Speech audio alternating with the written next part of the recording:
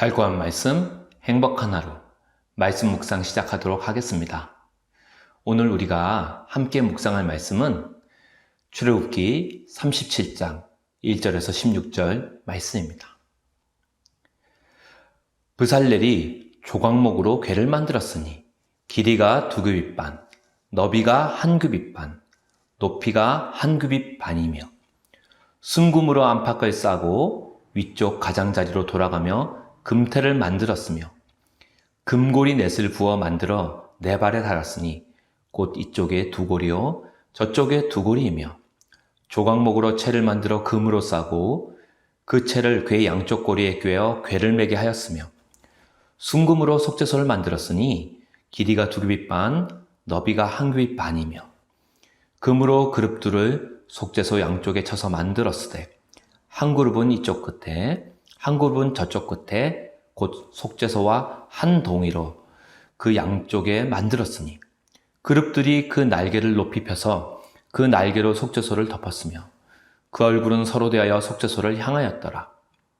그가 또 조각목으로 상을 만들었으니 길이가 2규빗, 너비가 1규빗, 높이가 1규빗 반이며 순금으로 싸고 위쪽 가장자리로 돌아가며 금태를 둘렀으며 그 주위에 손바닥 넓일 만한 턱을 만들고 그 턱 주위에 금으로 태를 만들었고 상을 위하여 금고리 넷을 부어 만들어 네 발 위, 네 모퉁이에 달았으니 그 고리가 턱 곁에 있어서 상을 매는 채를 꿰게 하였으며 또 조각목으로 상 맬 채를 만들어 금으로 쌌으며 상 위에 기구, 곧 대접과 숟가락과 잔과 따르는 병을 순금으로 만들었더라. 아멘.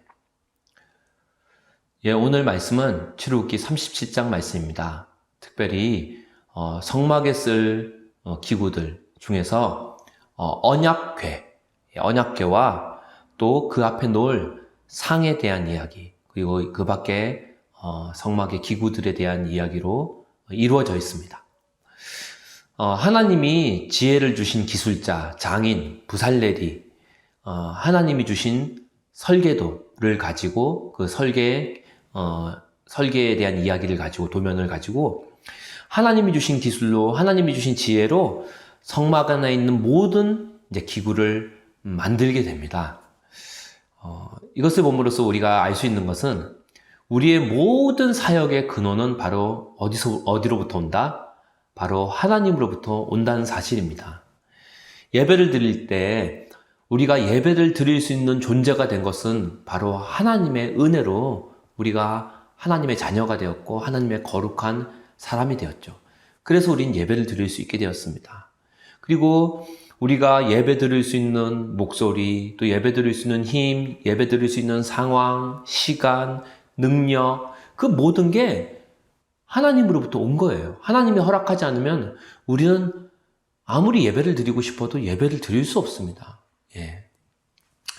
그러므로 예배는 하나님이 이미 우리에게 주신 것을 다시 돌려드리는 거예요. 그게 바로 예배입니다.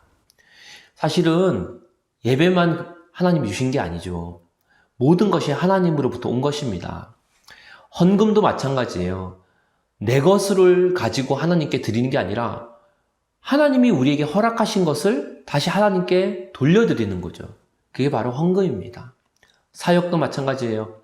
하나님이 주신 힘, 하나님이 주신 기술, 하나님이 주신 능력, 지혜, 모든 자원을 가지고 하나님을 위해 쓰는 거죠. 사용하는 거죠. 그러니까 사실은 내 것은 하나도 없습니다. 다 하나님 거예요. 그리고 하나님 것으로 예배드리고 하나님 것으로 사역하고 하나님 것으로 드릴 때 비로소 하나님께 모든 영광이 돌려진 줄 믿습니다. 우리 것은 하나도 없는 것입니다.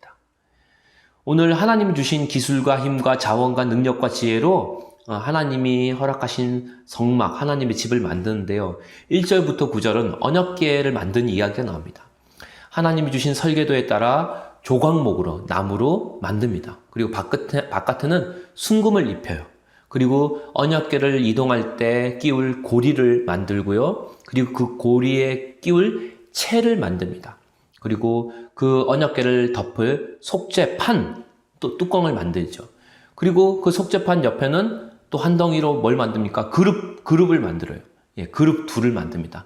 하나님을 찬양하는 그런 존재를 거기 형상화시켜서 만드는 거죠.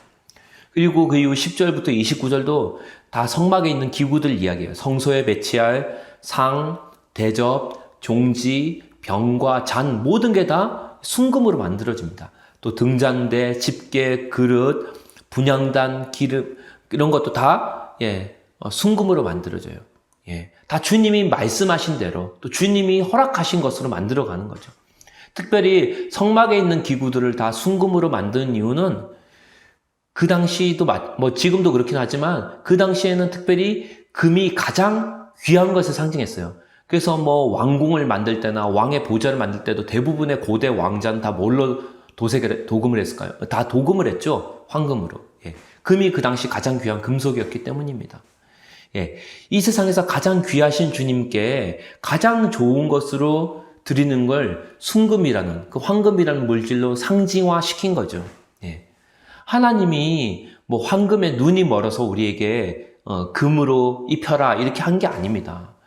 하나님은 우리가 귀히 여기는 금보다 훨씬 더 귀하시고 좋으신 분이세요. 그렇기 때문에 모든 기구를 금으로 만듦으로 우리에게 있어서 그분이, 하나님이 금보다 가장 귀한 분임을 그것을 통해서 나타내는 거죠. 그리고 그 지성소, 성소 한복판에는 언약궤가 들어있습니다. 언약궤. 그리고 그 언약궤 안에는 하나님이 주신 말씀, 그 십계명을 두 돌판에 기록한 그 돌판, 십계명이 그 언약궤 안에 들어가 있죠. 하나님의 말씀이 그 성소 한복판에 있는 거예요. 그리고 그 성소에서 뭐가 나오는 거예요? 하나님의 말씀이 나오는 겁니다. 그리고 그 지성소, 성소 안에 지성소가 있고 그 지성소와 그 성소를 가르는 곳에는 그 입구에 뭐가 있습니까?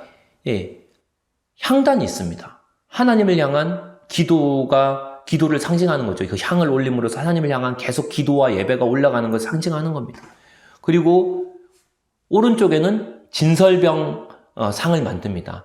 그러니까 떡을 올려놓는 상이죠. 그것은 하나님께서 우리에게 주시는 공급을 상징하죠. 그리고 왼쪽에는 등잔대가 있습니다. 하나님의 그 거룩한 빛, 그 영광을 나타내고 있는 겁니다. 근데 이 하나님의 성막에는 이렇게 다양한 성막의 기구들, 장치들이 되어 있어요. 이것을 통해서 하나님의 성품과 하나님의 사역을 드러내는 거죠. 그리고 하나님의 어떠하심도 우리에게 드러냅니다. 그리고 이 성막에는요, 아무나 그냥 아무 때나 들어갈 수 있는 게 아니에요. 하나님 앞에 나아가려면은 이 성막 안에 들어갈 때 그냥 속죄 제물도 필요하고요. 그리고 속죄 제물도 그냥 아침 저녁으로 드려야 돼요. 그 속죄 제사를. 예. 일반 사람은 아예 들어가지도 못합니다. 제사장 중에서도 대제사장. 그리고 그 사람이 정말 특별히 1년에 단 한 번, 그것도 아주 복잡하고 거룩한 그런 제사 의식과 또 거룩한 옷을 입고 그런 절차를 거쳐야만 지나가서 간신히 그 성소 앞에 나아갈 수 있었습니다. 네.